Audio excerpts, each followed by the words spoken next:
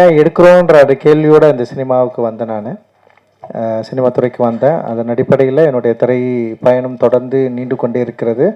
அந்த நீண்டு கொண்டிருப்பதில் தங்கலான் ஒரு முக்கியமான ஒரு வாதத்தையும் முக்கியமான வெற்றியும் தமிழ் சமூகத்தில் ஏற்படுத்தியிருக்கு அப்படின்றதுல நான் இன்னி ரொம்ப சந்தோஷப்படுறேன், மகிழ்ச்சி. அண்ட் இந்த வெற்றியை கொடுத்து உங்களுக்கு எல்லாருக்கும் என்னுடைய நன்றிகளை நான் தெரிவிச்சுக்கிறேன்.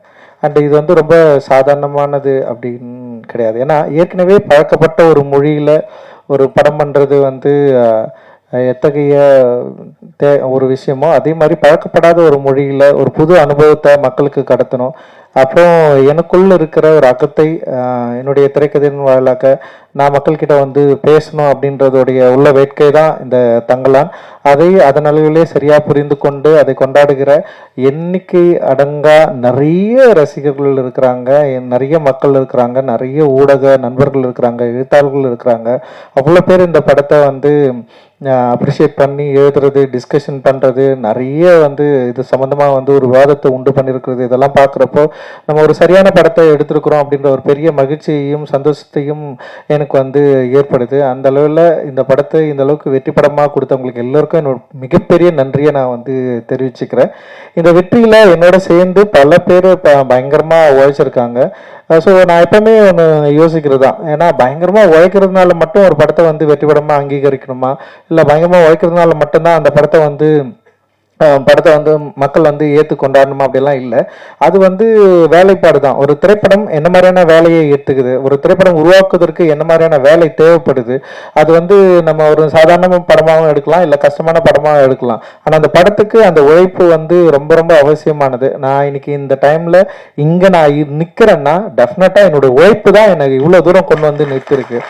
நான் உழைக்கிறதுக்கு அசராதவன் தான். நான் என்னை பயங்கரமாக அப்ளை பண்ணி நான் உழைக்கிறதுக்கு எந்த டைமும் எந்த நேரமும் நான் சரியா இருக்கிறேன். ஆனால் நான் ஓகே, நான் இந்த படம் எடுக்கிறதுக்காக நான் உழைக்கிறது ஓகே. ஆனால் என்னை போல இருக்கிறவங்களோட சேர்ந்து இதே மனநிலையோட சேர்ந்து இருக்கிறவங்களோட வேலை செஞ்சாதான் நம்ம நினைக்கிற ஒரு படத்தை அச்சீவ் பண்ணி எடுக்க முடியும். அப்படின்றதுல என்னை விட பயங்கரமா தங்களை ஒப்புவித்து கண்டு பயங்கரமா வேலை செஞ்ச நிறைய பேர் இந்த தங்கலான் டீம்ல இருக்கிறாங்க. ஒவ்வொருத்தருக்கும் நான் ஸ்பெஷலா நான் நன்றி தெரிவிச்சுக்கிறேன். சின்ன சின்ன வேலைகள் ஆரம்பித்து ஒரு மேனேஜர் வேலையிலிருந்து படத்துல இருந்த 24 கிராஃப்ட்ல ஒர்க் பண்ண அத்தனை டெக்னீஷியன்ஸ் அண்ட் ஆக்டர், அப்புறம் பின்னாடி நடிச்ச துணை நடிகர்கள், அப்புறம் ஒரு சின்ன சின்ன வேலைகள் சேர்ந்த, இன்னும் குறிப்பா கேஜிஎஃப்ல நமக்கு சப்போர்ட் பண்ண நிறைய மக்கள் அங்க இருக்கிறாங்க. அங்க இருக்க நீலம் பண்பாட்டு மையம் தோழர்கள் நிறைய பேர் இந்த படத்துக்காக மிக கடினமான ஒரு உழைப்பை உழைச்சிருக்கிறாங்க. அது வெறும் காசுக்காக மட்டும் கிடையாது. ஆக்சுவலி என்னுடைய படைப்பு மேலையும் என்னுடைய ஒர்க் மேலையும் என் மேலையும் தீராத அன்பும் காதலும் கொண்ட உங்களால மட்டும்தான் எனக்கு இவ்வளவு வேலை செய்ய முடியும் அப்படின்னு நான் நினைக்கிறேன். அண்ட் இதுக்கு நான் என்ன தரப்புறேன்னு எனக்கு தெரியல. அண்ட் இது ஒரு பெரிய ரெஸ்பான்சிபிலிட்டி எனக்கு கிரியேட் பண்ணுது. தொடர்ந்து இன்னும் நிறைய உழைக்கணும்.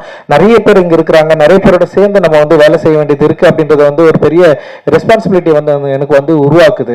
அந்த ரெஸ்பான்சிபிலிட்டியை நான் திரும்பவும் நான் ஏத்துக்கிறேன். திரும்பவும் அதை எடுத்துக்கொண்டு அடுத்த படங்களுக்கு ஓடணும் அப்படின்னு நான் நினைக்கிறேன். அந்த அளவுக்கு ஒரு பெரிய ஒரு தேவையும் ஒரு உறுதித்தன்மையும் ஒரு ரெஸ்பான்சிபிலிட்டியும் எனக்கு ஏற்படுத்தி கொண்டே இருக்கிற என்னுடைய அன்புக்குரியவர்கள் நிறைய பேர் இங்க இருக்கிறீங்க. நீங்க இருக்கிறப்ப எனக்கு என்ன பயம், எனக்கு பயமே கிடையாது. ஆக்சுவலி உங்களுடைய அன்பு தான் என்னை புஷ் பண்ணிட்டே இருக்குது. நீங்க கொடுக்குற அன்பும் ஆதரவும் இல்லை. சரி, நம்ம சில டைம் நம்ம மேல சில வன்மம் வரதான் செய்யும். ஆனா அதுக்காக நம்ம வெறும் வன்மத்துக்கு பதில் சொல்ற இடத்துல நம்ம நின்றுட்டோம்னு வச்சுங்களா, நம்ம காலி ஆயிடும். அதுதானே வன்மம் விரும்புது. ஆனா அப்படி இல்லாம அதை விட அதிகமா அன்பு போகிற நீங்க இருக்கிறப்போ நம்ம ஏன் கவலைப்படணும், நம்ம ஏன் இன்னொரு பாதையை நோக்கி போனோம் அப்படின்னு இருக்குதுல்ல. ரொம்ப ரொம்ப சந்தோஷம்.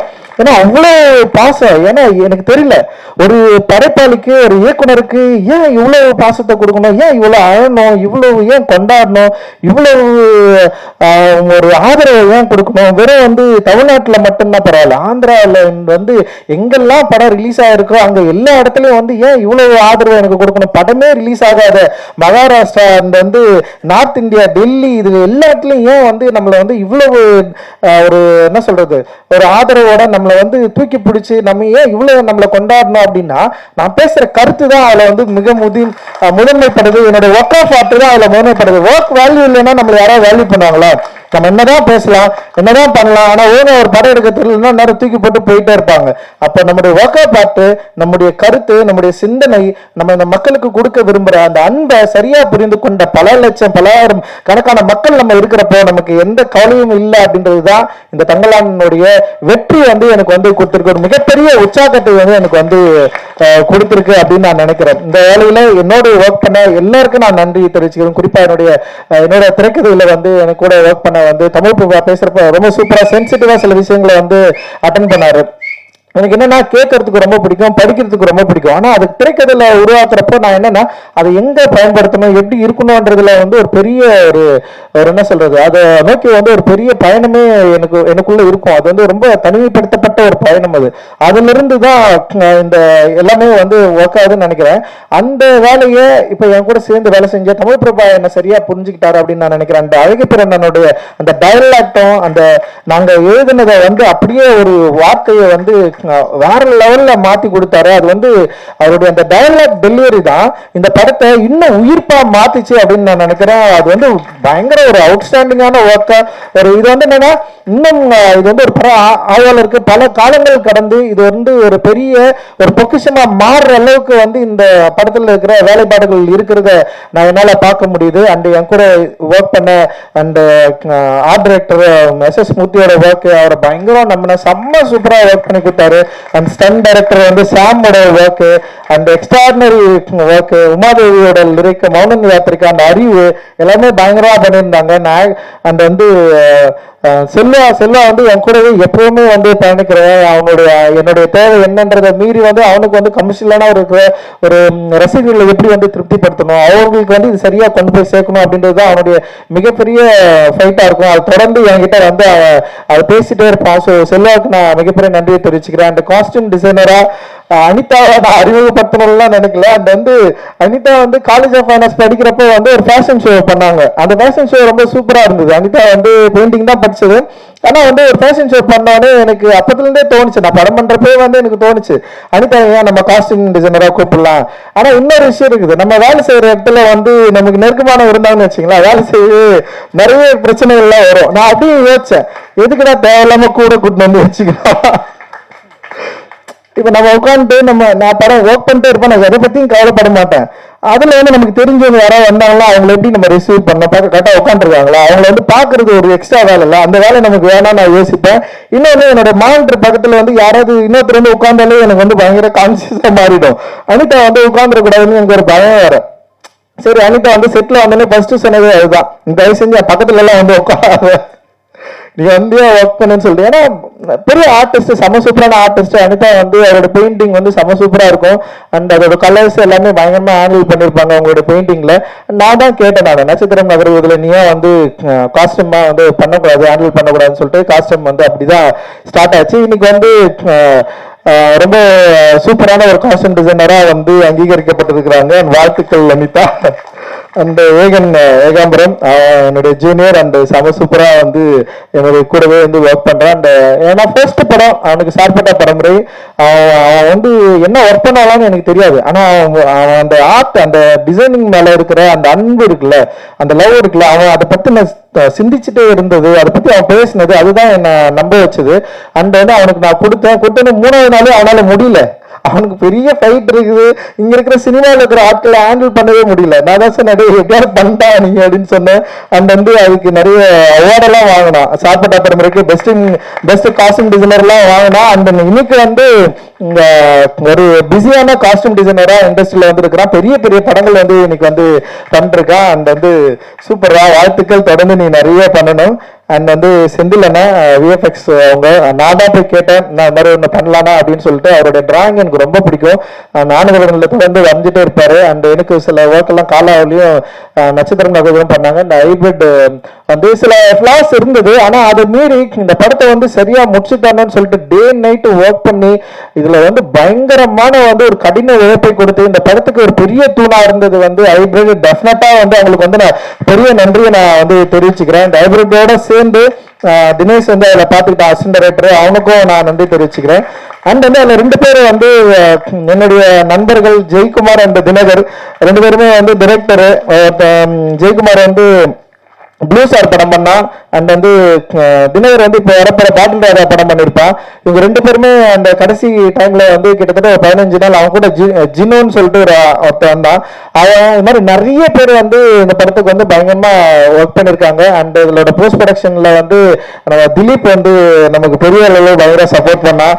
அண்ட் வந்து அந்த எக்கச்சக்கமான ஒரு சப்போர்ட்ல வந்துதான் இது வந்து அப்படியே பில்ட் ஆகி அப்படியே நிற்குது. அந்த ஆர்டிஸ்ட் நிறைய பேர் வந்து கூட வந்து ஒரு நான் என்னோட விரும்பி வந்து வேலை செஞ்சாங்க. அண்ட் வந்து அந்த கூபேன்னு பேசுற டைலாக் அந்த வந்து செம ஒரு ஆனந்தெல்லாம் வந்து அவருடைய கூத்துப்பற்றை அவர் நடிக்கிறதுல அவரோட நடிப்பை பார்த்து மிரண்டவன் நான் ஆனந்த் சாமியை பார்த்து. அவருக்கு எதாவது சரியான வேஷம் கொடுக்கணும்னு சொல்லிட்டு நான் ரொம்ப நாளா வந்து யோசிச்சுட்டே இருந்தேன். அண்ட் இந்த படத்துல வந்து அது அமைஞ்சது. அண்ட் வந்து ஒரு பெரிய ஒரு இடத்துக்கு போக வேண்டிய ஒரு நடிகர். நிச்சயமா அவருடைய நடிப்பு திறன் வந்து இன்னும் வந்து சரியா எக்ஸ்போஸ் ஆகல. அவ்வளவு அற்புதமா பயங்கரமா நிகழ்த்துறாரு. அண்ட் தேங்க்யூ உங்களோட support. And Hari and Preethi and Asokan and Pasupathi அண்ணா, பார்வதி, மாளவிகா அண்ட் முத்துக்குமார், அந்த மாதிரி நிறைய பேர் அந்த கூட நடிச்ச நிறைய நடிகர்கள் இங்க வந்திருக்காங்க. உங்களுக்கு எல்லாருக்கும் என்னுடைய மிகப்பெரிய நன்றியை நான் வந்து தெரிவிச்சுக்கிறேன். அண்ட் வந்து கடைசியா 2 பேருக்கு நான் வந்து பிரீத்தி வந்திருக்கு. அந்த கடைசியா 2 பேருக்கு நான் வந்து மிக முக்கியமா பயங்கரமா 3 பேரு. ஒன்னு வந்து ஜிவி வந்து எக்ஸ்ட்ராடினரி சப்போர்ட். அவரு எல்லா ட்வீட்லயும் எல்லா விமர்சனங்களையும் ஜிவி பேர் வந்து இருக்கும். அந்த அளவுக்கு பயங்கரமா சப்போர்ட் பண்ணி இந்த படத்துக்கு வந்து பெரிய அளவுல உழைப்பு வந்து கொடுத்திருக்காரு. ஜிவியோடு இருந்த ஜாசன் அப்புறம் அந்த டீமுக்கு எல்லாருக்குமே என்னுடைய பெரிய நன்றியை தெரிவிச்சுக்கிறேன். அண்ட் வந்து ஞானவேல் சார், உண்மையிலேயே வந்து ஞானவேல் சார் மாதிரியான ஒரு மனிதனை நான் வந்து பார்க்காம இருந்திருந்தா என்னோட திரைப்பயணம் ரொம்ப கடுமையா இருந்திருக்கும். அது வந்து அந்த என்னோட திரைப்பயணத்தை கடுமையா இல்லாம ரொம்ப இலகுவா ரொம்ப சூப்பரா ஒரு நல்ல ஒரு சாஃப்டான ஒரு பாதையில நடக்கிறதுக்கான ஒரு வழியை அமைத்து கொடுத்தவர் தான் வந்து ஞானவேல் சார். அவரை நான் என்னைக்குமே வந்து நான் நன்றியோட இருக்க நான் வந்து கடமைப்பட்டிருக்கிறேன். அட்டகத்தியில அவ்வளவு ஸ்ட்ரகிள் இருக்கும். படம் ரிலீஸ் ஆகிறதுக்கே பிரச்சனையா இருந்தது. படம் பார்த்தவங்க எல்லாமே நல்லா இல்லைன்னு சொன்னாங்க. இந்த மாதிரி படம் வந்து ஒர்க்கே ஆகாதுன்னு சொன்னாங்க. அப்படி இருக்கிறப்போ திடீர்னு வந்து ஞானவேல் சார் அந்த டீம் வந்து படம் பார்த்துட்டு, சக்தியும் இங்க இருக்காரு, அந்த பிரபு 3 பேர் வந்து படம் பார்த்துட்டு வெங்கட் பிரபு சார் தான் கூப்பிட்டு வந்தாரு. அப்படி படம் பார்த்து அந்த படம் பார்த்து வாங்கினதுக்கு அப்புறமும் அந்த நிறுவனத்திலேயே வந்து பல மாற்று கருத்துக்கள் இருந்தது. இந்த படம் நம்ம ரிலீஸ் பண்ணுமான்னு சொல்ற பெரிய டிஸ்கஷன் அந்த நிறுவனத்திலேயே இருந்தது. அது எல்லாம் மீறி இந்த படத்தை நம்ம ரிலீஸ் பண்ணியே ஆகணும், பெரிய வெற்றி படம் மாற்றி காட்டணும்னு சொல்லிட்டு ரொம்ப தீவிரமா போராடி அதில் வெற்றி அடைந்த பிறகு அந்த படத்துலயும் எனக்கு 2 படம் பேக் டு பேக் நான் சைன் பண்ண ஸ்டுடியோ கிரீன்லயே நான் வந்து சைன் பண்ணேன். அண்ட் அதுதான் வந்து ஒண்ணு வந்து கார்த்தி சார் கூட வந்து பண்ணது. அதுக்கப்புறம் தான் திரும்ப தங்கலான்ல இணைஞ்சேன்.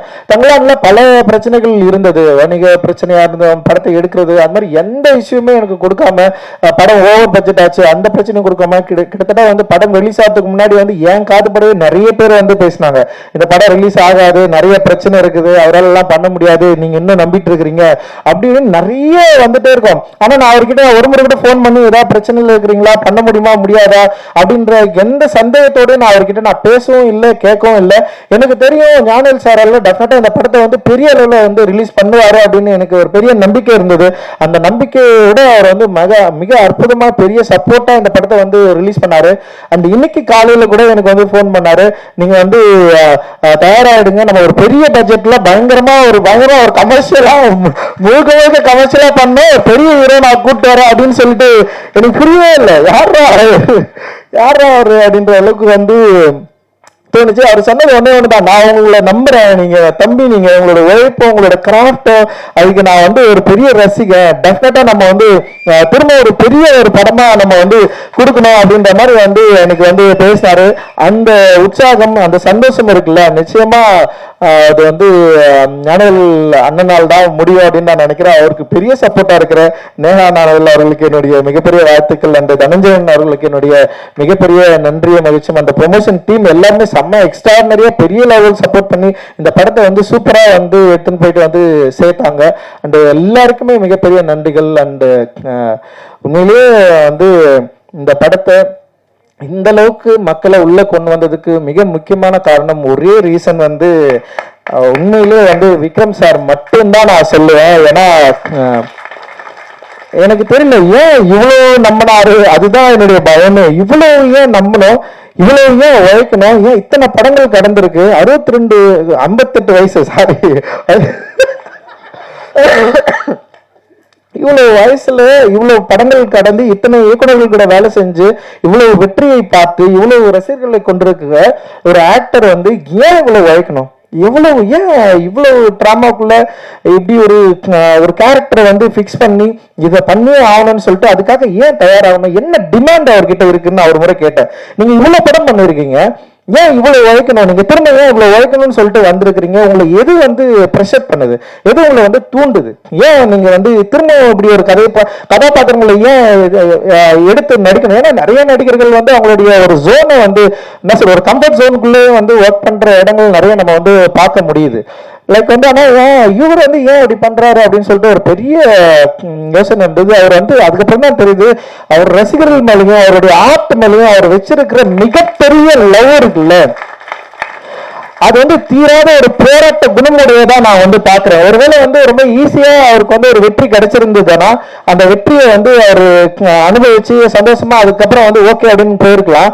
ஆனா அவருக்கு ஒரு கடினப்பட்டு ஒரு வெற்றியை கிடைச்சதுனால அந்த வெற்றியை விட அந்த அவர் உழைச்ச அந்த அந்த கடந்து வந்த பாதை இருக்குல்ல, அந்த பாதையை உருவாக்கி தந்த அந்த ஏற்றங்களை வந்து இன்னும் தீர்த்துக்க முடியாத ஒரு ஆர்டிஸ்டா இருக்கிறாரு அப்படின்னு நான் நினைக்கிறேன்.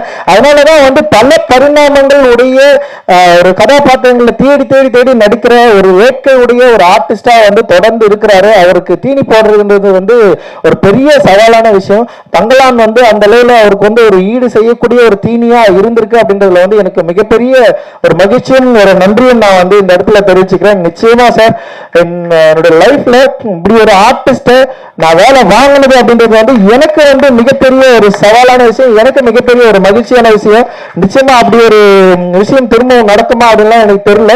அண்ட் வந்து இதை நான் ஒரு பெரிய வாய்ப்பா, ஒரு பெரிய ஒரு அனுபவமா, ஒரு பெரிய லெசனா நீங்கள் எனக்கு நிறைய சொல்லி கொடுத்துருக்கிறீங்க. அந்த நான் வந்து அதை சரியா என்னுடைய திரைப்படங்கள்ல திரும்ப நான் அதிகமா நான் பயன்படுத்திப்பேன் அப்படின்னு நினைக்கிறேன். Thank you, thanks lot. அது எனக்கு தெரியல எந்த அளவுக்கு உங்களுக்கு வந்து நான் அந்த இதை வந்து நான் திருப்பி கொடுப்பேன் அப்படின்னு எனக்கு தெரியும். நீங்க பெரிய விஷயம் எனக்கு பண்ணிருக்கிறீங்க. அந்த ரொம்ப ரொம்ப ரொம்ப நன்றி. அண்ட் வந்து thank you, thanks present media. And நீங்கள் கொடுத்த எல்லா வார்த்தைகளும் present media and reporters and like வந்து வலைதளங்கள்ல அண்ட் வந்து பார்த்தவங்க பேசினவங்க எக்கச்சக்கமான வார்த்தைகள் நீங்க வந்து எல்லா வார்த்தைகளையும் கொடுத்துருக்கிறீங்களா. அன்பு இருக்குது, வெறுப்பு இருக்குது, வன்மை எல்லாமே இருக்குது. அது எல்லாவற்றையும் நான் ஒரு நல்ல ஆற்றலாக மாற்றி என்னுடைய அடுத்த திரைப்படத்தில் உங்களை வந்து இன்னும் பிரமிக்கக்கூடிய, இன்னும் வந்து கனெக்ட் ஆகக்கூடிய, இன்னும் சந்தோஷமா கொண்டாடக்கூடிய ஒரு சினிமாவை நான் எடுப்பேன் அப்படின்றதுல நான் பெரிய உறுதியா இருக்கிறேன். மகிழ்ச்சி. ஜெய்ஹிந்த்.